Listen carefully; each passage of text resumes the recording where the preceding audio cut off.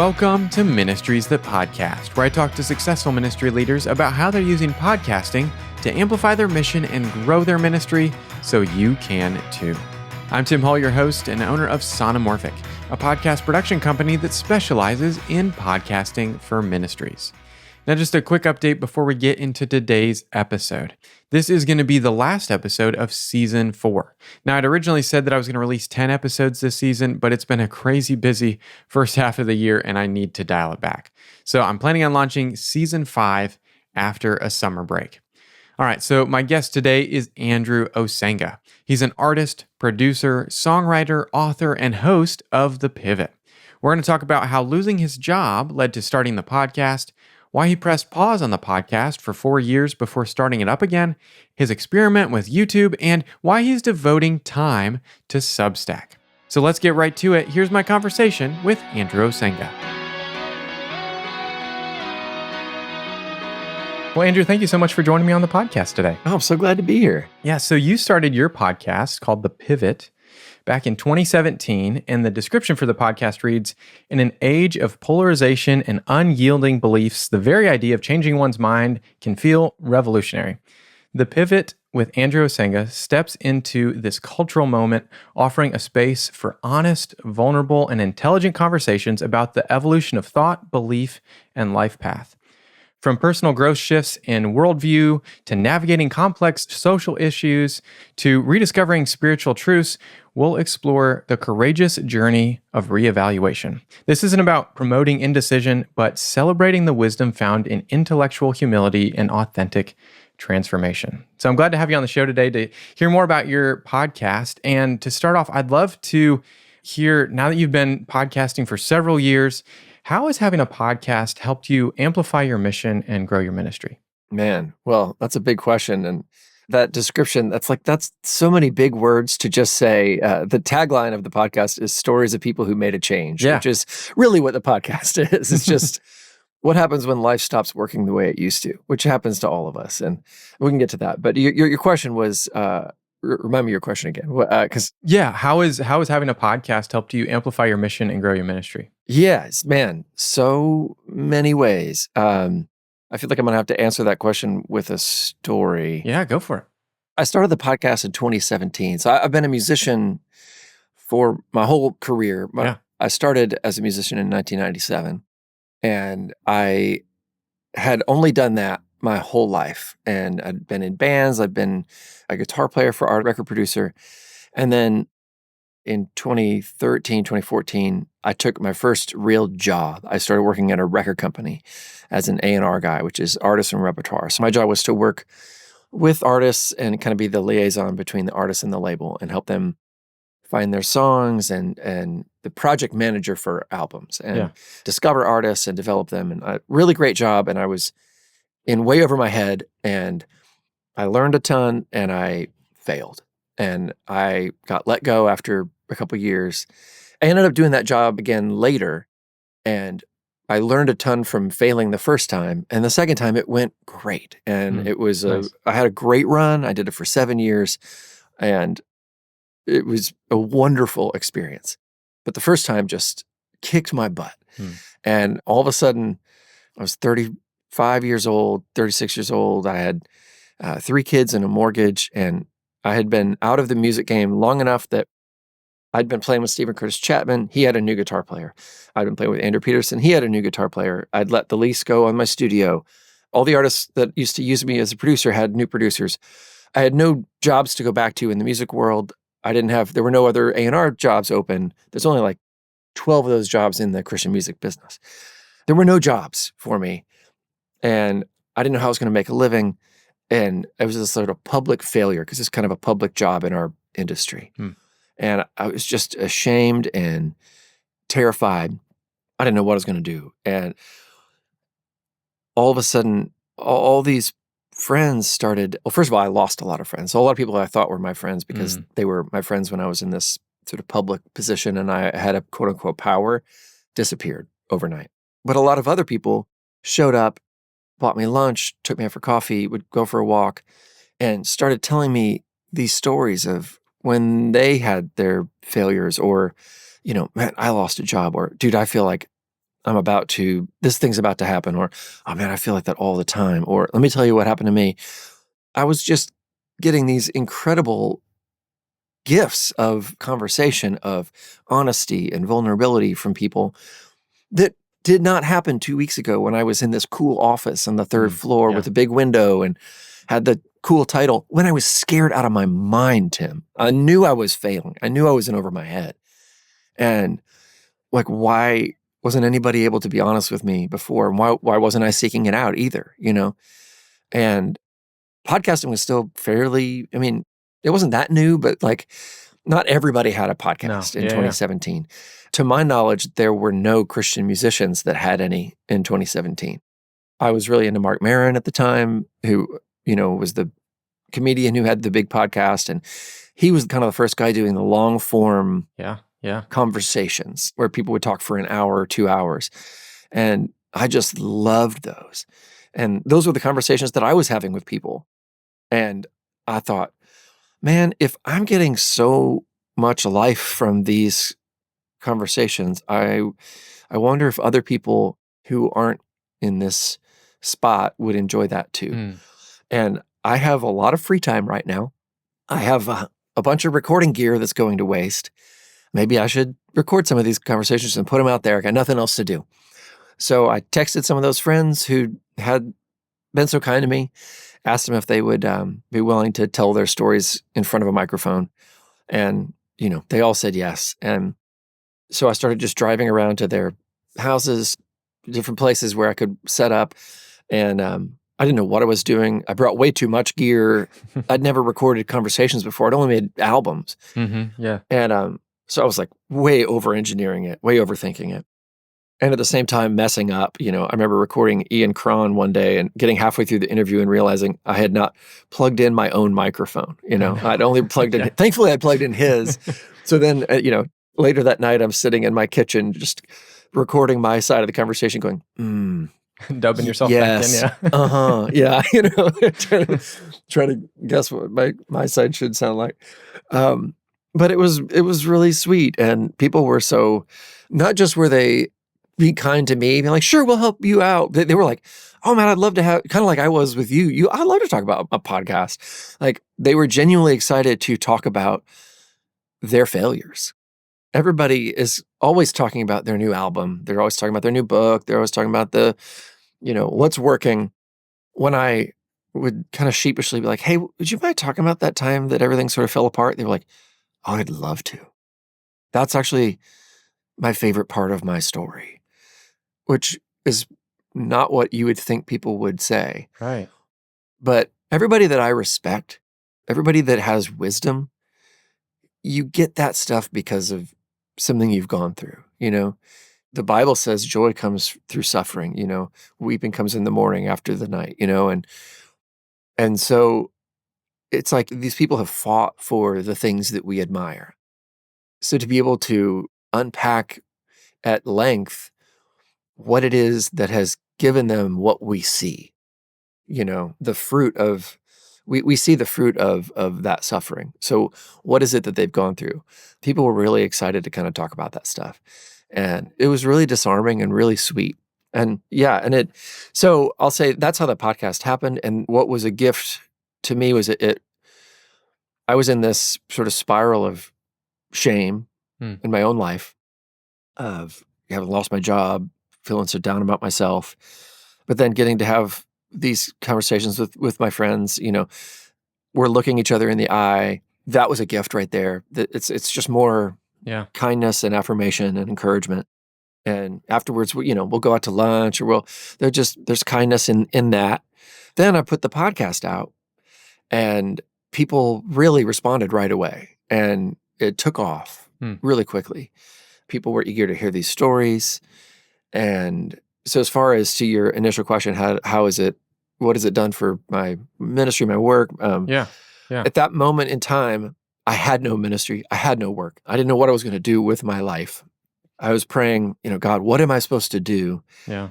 And then one day, all of Nashville, which is the city I live in, the city I've been working in, the city where I don't know what I'm supposed to do and where I feel embarrassed to go out to lunch. Everybody in town starts talking about this new podcast that this guy's done, where he's talking to all these people that everybody likes. And it's got my face on the cover because I didn't know what to do. And I just took a picture and put him, and my face is on the cover of everybody's phone. And there's Ellie Holcomb and Dave Barnes talking to me for a couple hours. And they're saying little offhanded things like, you're a great songwriter. And they're saying little things like that. And they're saying, and all of a sudden people start calling me to ask me to write songs and ask me to play guitar on things. And literally 2 weeks later, my calendar is full. Wow. Which was a gift. People start calling me to ask me to play on records and work on things, which was great. But more than that, it actually put me in a different place in my work. So no longer did I think of myself as just sort of a guitar player. I stopped thinking of myself as primarily a musician. And I started to realize that our creativity is bigger than sort of this one cup that you it's this pitcher that spills out into lots of different things. And that the work that we can do, the work we might be called to do, might be a lot bigger than we initially realize. And so that has led to me writing books and creating a nonprofit and leading groups of people and doing workshops and being able to work with universities and all sorts of different things that I never would have done otherwise. I never would have thought of myself as somebody that could communicate or speak. I don't feel like I'm a very good speaker, a natural communicator, really. But for some reason, it's allowed me to be in a place where people feel comfortable wanting to just kind of talk with me. Yeah. And that's been a real gift. It's let people feel comfortable being like, oh, we know this guy. We've talked with him for 100 hours now, so we kind of know him. So they feel disarmed, and that's been really sweet. Yeah, that's really cool. That's a very neat backstory of how failure in one area led to this moment of, okay, what am I going to do? I've had these conversations. I guess let's record them and let's put them out there. It might help people. And then that completely changes your direction and what you ended up doing now for the past several years. And one of those first conversations, as I was looking back in the podcast, was an episode with Bebo Norman. Yeah. And most people recognize him from his music career, but my last interaction with him was at the ENT office in Franklin there. My daughter was having a bunch of ear infections, and so he was the PA in the office. And so we sat down with him and talked through what was going on and how he helped coordinate getting tubes put in for our daughter. But give people some idea. So that kind of gives people the different sides of that story. But tell people just a quick overview of Bebo's story to give people a taste of how the podcast started. What were some of those beginning stories? Yeah, well, he was one of the first people when I had this idea of I want to talk to people who are doing something, where things just stopped working and they wanted to do something different. And I was like, I got to talk to Bebo because his story is just so radical in that it's like a Saul story where just you were this and now you're this. So, Bebo is this award-winning, legendary singer-songwriter, so good. All the girls were in love with him, and he sold tons of records and won all these, Dove Awards. And we used to tour together, and I played guitar for him on a few tours, and just a sweet, kind man. And he started developing this sort of crippling stage fright.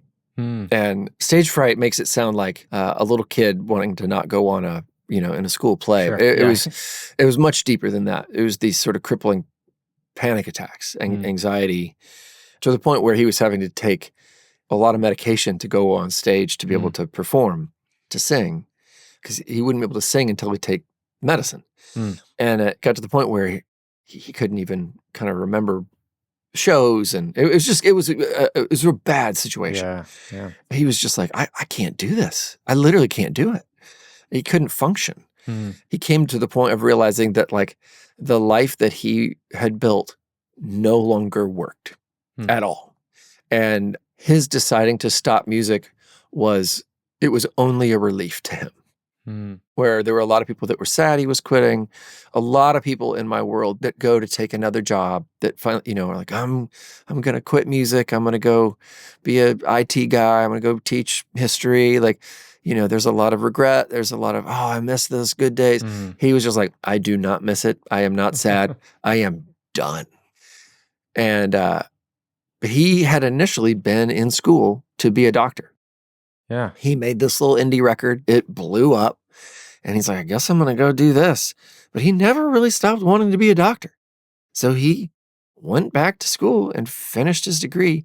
And he was of an age where, like, he was old enough that it was like, I don't think I've got the time to go be a doctor, but I can go be a PA, physician's assistant, which is essentially a doctor, you know. He went and did it. And now he's been practicing for like 7 or 8 years. Yeah. And I mean, you know, he's putting tubes in your kids' ears. I mean, like, like he is Jeffrey Norman. He's got the pic. I mean, like, right. More people know him as, you know, Dr. Norman, and he's got the lab coat and he's on a picture on the wall with like a bunch of other doctors, and you know, he's got teenage kids. Like, I've got a 13-year-old, almost 14-year-old daughter, and like, he's got a son who's that age, and like, their kids, you know, it's just funny. Like he's a dad in the community, and no one knows him as a musician. They know him as the doctor. Yeah. It's great. And so we get to talk about that. And to my knowledge, like, I think it's the only time he's ever talked about it publicly. So it's fun. Yeah. And that episode still gets a ton of listens. And I think we did it like 8 or 9 years ago. Right. Yeah. So I'll put a link to that in the show notes if you want to go check it out. But you took a long break from podcasting. I did. After doing it for several years. I saw that in the feed around April 2021, I think it was. Yeah. Describe what was going on that led to you saying, hey, I'm going to step away from podcasting for a bit. Yeah. 2 things happened.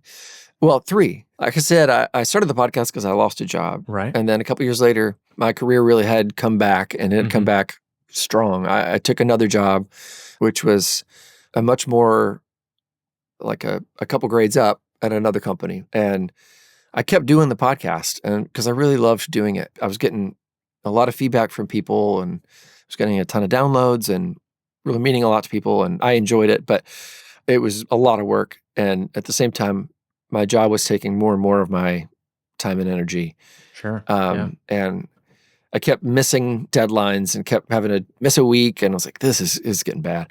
And then I started feeling too, like, I really want to make another record. It's been a while since I'd made a record. And, you know, I'm a musician. I love to make albums. And I have the habit of saying yes to too many things. I have a lot of ideas, and I like to do a lot of projects, and I can run myself ragged and do a bad job at a lot of things. And the older I get, the more I'm trying to discipline myself to just say no to most things so I can really say yes to 1 or 2 things and give all my yes to that thing. Yeah.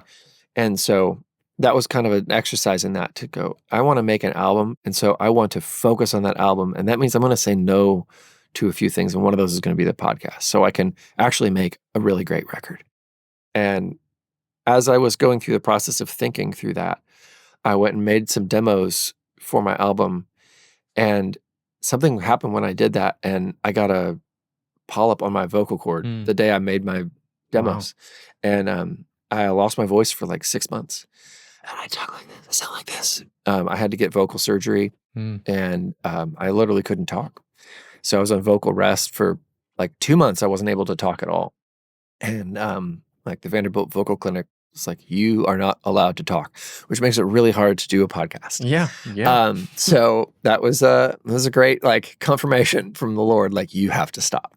I'm making you stop, which was great. And it was funny too, because the same thing happened to Annie Downs, who's a good friend of our family's, and also has a big podcast. Who's also going through kind of a similar thing. Like, I need to slow down. Same exact thing happened to her. And we had the same doctor. And so we would literally be in the waiting room together, like sitting next to each other, just texting, because we weren't allowed to talk. Right. And it happened to Tim McGraw, because he was in that Western show, the prequel to the Harrison Ford one, where he was like having to yell at a bad guy, like, stick him up, so much that he like blow out his voice. And so he was also having to get his voice reconstructed. And so we would just see him in the waiting room every week. But we didn't text with him because we didn't have his number. But anyway, so I took a few years off. Yeah. And I thought, well, I guess that was it. That was a great run. We had 1.5 million downloads, and that was awesome. And what a fun story. And then earlier, in the middle of last year, I started thinking, I think I'd like to come back and do it again. So we'll get back. Yeah, tell me about that. So, because you basically, I think I have the time right. It was about 4 years then, right? That you didn't do the podcast. And then what was that spark that was like, man, I missed that. I wanna start doing it again and get it ramped back up. Yeah. I wrote my first book, Right. which was really fun.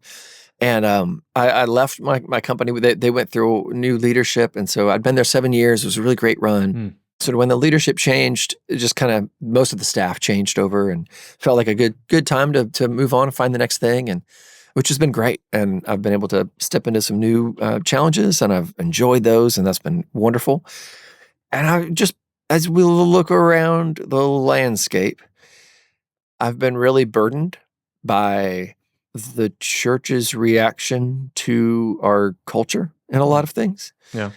And it feels like in American culture right now, which is obviously super divided and super divisive, and people are choosing sides, you sort of have to pick a side, and then you have to pick an enemy. And then those people are never allowed to change. I am this, and you are that, and you are evil, and I am good. And this is what we think, and that's it until one of us kills the other. And that's how we're operating as a culture. And that can only lead to just like mutually assured destruction. Sure. Yeah. And it's such a unchristian way to approach living. Yeah. Where we are called to love our enemies and lay our life down for our enemies, turn the other cheek. We are also called to continually grow and change.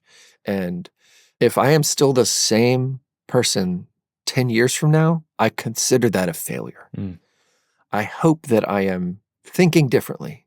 And I don't mean that like I'm abandoning my faith, but I do mean I hope I'm growing in my faith. Right. I hope even in my faith, I'm not thinking about it the same way 10 years from now. Yeah, that maturing. In 20 minutes, I've got another podcast where I'm being interviewed about my band's first album that I made in 1997. Yeah. So I listened to that this morning, and I am cringing just so bad. Like, it's so embarrassing.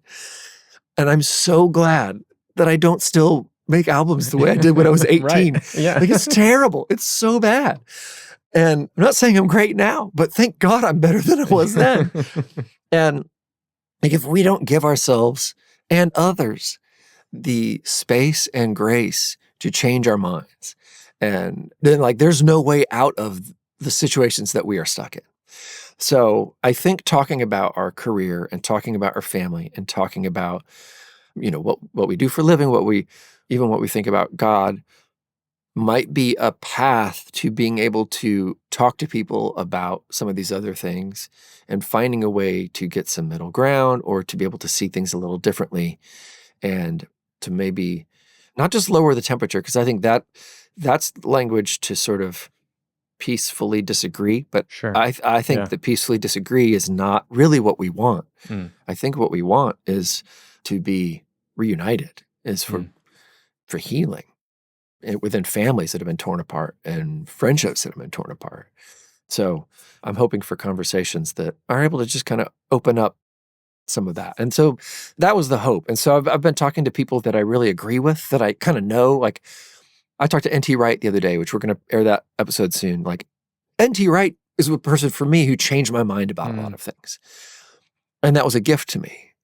And now I listen to N.T. Wright knowing I'm probably going to agree with what he says, even though I don't know what he's going to say, because he's smarter than me, and I'm excited to learn from him. Yeah. And then I also talked to somebody like Pete Enns, who I know that I'm probably not going to agree with everything he says, but I find him really fascinating and interesting. And I want to talk with him because I really respect him, and I respect how he's come to where he believes. And I think it's wonderful to talk to people that you might disagree with a little bit, that you can respect. And so I've really enjoyed the chance to get to talk to people, not just that I totally align with, but that I might disagree with, and to have really fun conversations. It's been a blast.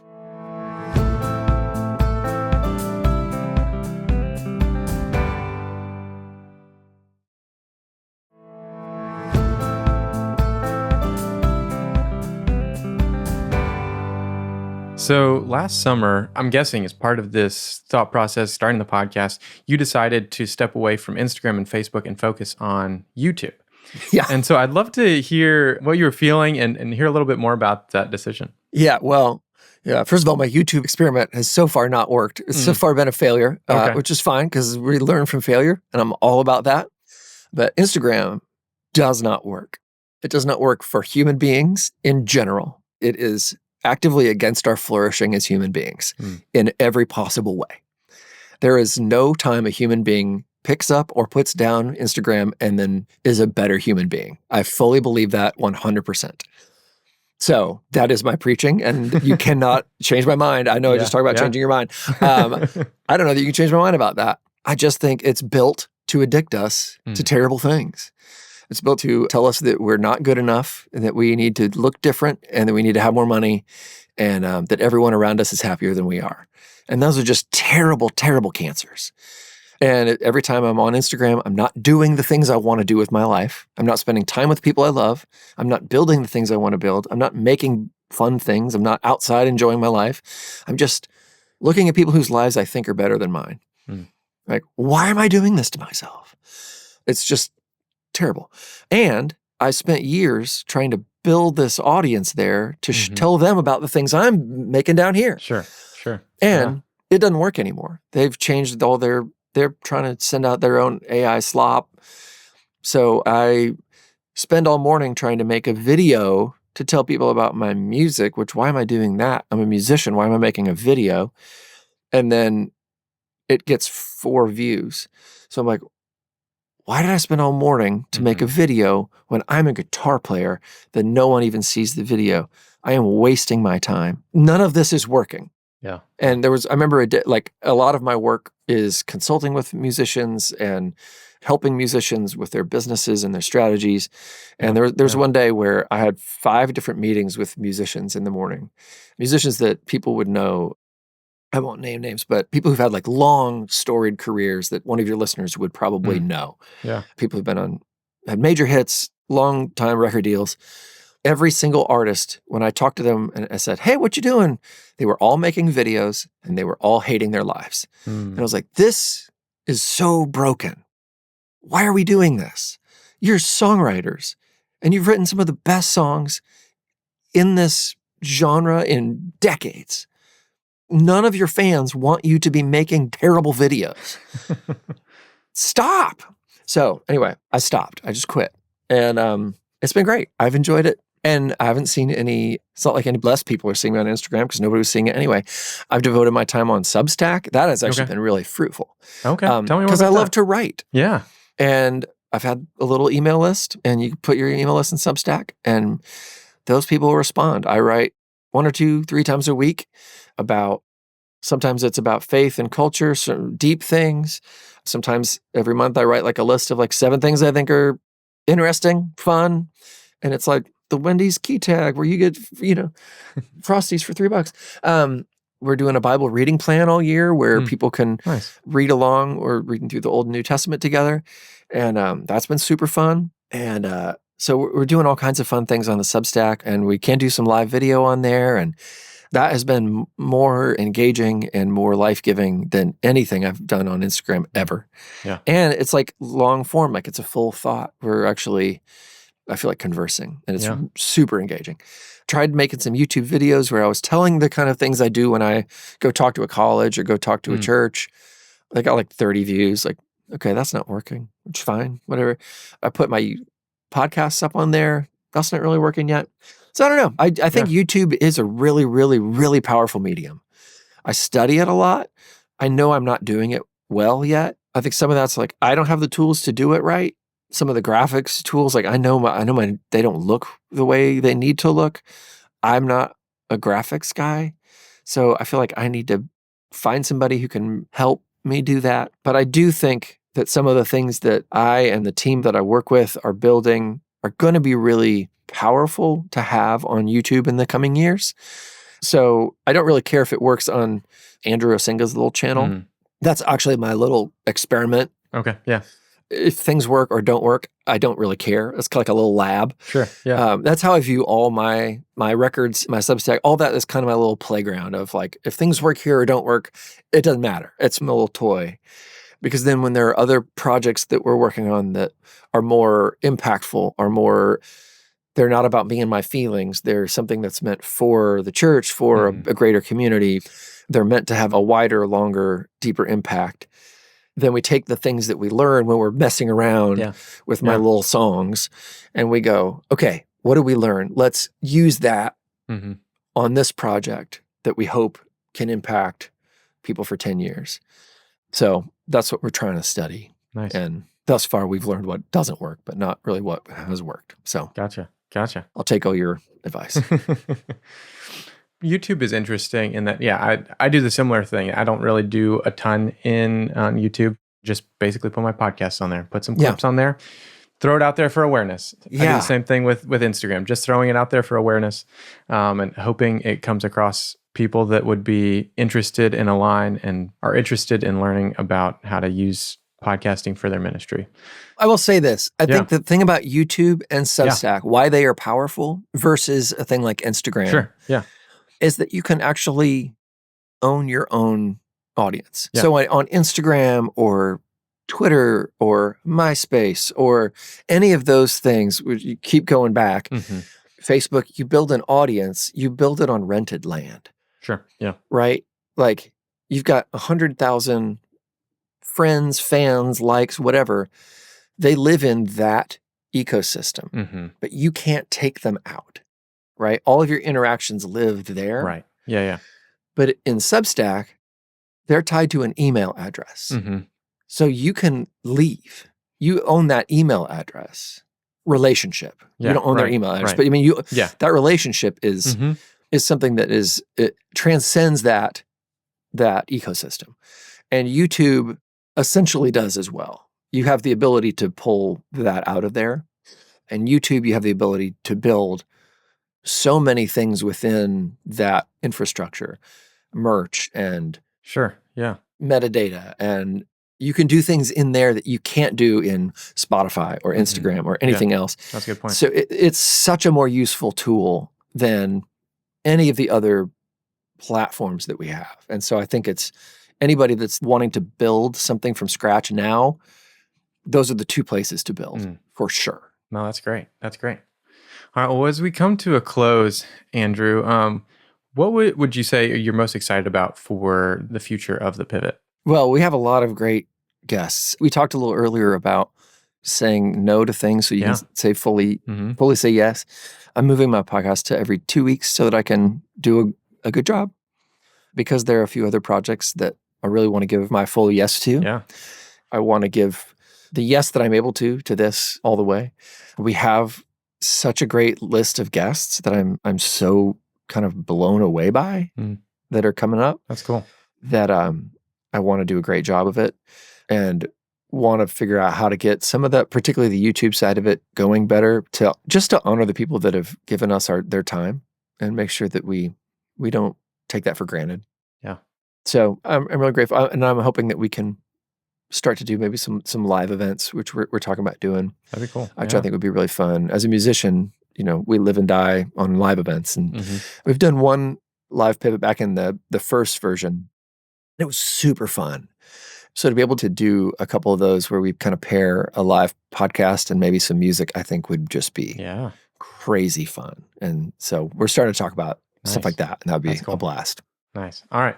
Well, as we get close to the end here, let's jump into the EQ segment where we talk about what's getting cut and what's getting boosted. Love this so much. So what's something you're trying to cut out of your life right now? I couldn't love this anymore the way you've framed this. I'm cutting so much. My life has been taken over by minutia the last few months, and I've kind of felt like I live in a bit of a fog. And this can happen to me every couple of years where I kind of lose track of my schedule and I kind of go, what happened? And I have to have a little come to Jesus. And that happened about 10 days ago. Okay. And it was really powerful. What I'm doing is I don't open my email until 1 p.m. And so from 8 o'clock until 1, I hike every morning at 8. And then about 9:30 until 1, I just work on the creative project at hand, which right now there's 2 creative projects that I'm in the midst of. There's a book project and a music project. Nice. So I just work on those until at least 1. Then I'll do any administrative, communicative tasks. I got a little AI program that processes your email inbox before you open it. And that has cut my email work down What is it, considerably. if I'm right? It's called Sane Inbox, I think it's called. Haven't heard of Dude, it analyzes every incoming email and it'll just suggest where it ought to go. And then like if it's somebody that you regularly email with, it just immediately lets it through. Sure. Like if it's your wife or your kids or your boss or whatever. But if it's anything else, I get an email every day at 1:00 and it has a digest of every email I've gotten in the last 24 hours. And it says, here are all the newsletters. Here are all the things that are like, maybe like a bill or a statement or a medical statement or whatever, all these kinds of things, everything that we think might be junk mail. And you can just see it all right. Here's every Amazon shipment. And you could see it. All of a sudden you think, I thought I got 90 emails a day. It turns out 86 of them is this stuff. Yeah. And you look over it in about 2 minutes and you go, oh, I need to deal with one of those. Done. That's great. That's it. You're done so fast. It's changed my life. That's $7 a month. I will pay that. I will pay that. Yeah. It's given me my life back, Tim. So that's cool. That's been huge. All right. Well, what's a practice that you're trying to boost and focus your time and energy on right now? Well, like I said, I hike every morning. That's huge. Yeah. That's cool. And then daily scripture reading, which is something that I'd like to say I always do, but I can struggle with. So this year I've actually been working on writing my own sort of scripture reading plan to kind of read through all the New Testament this year and sort of an overview of the Old Testament. Okay.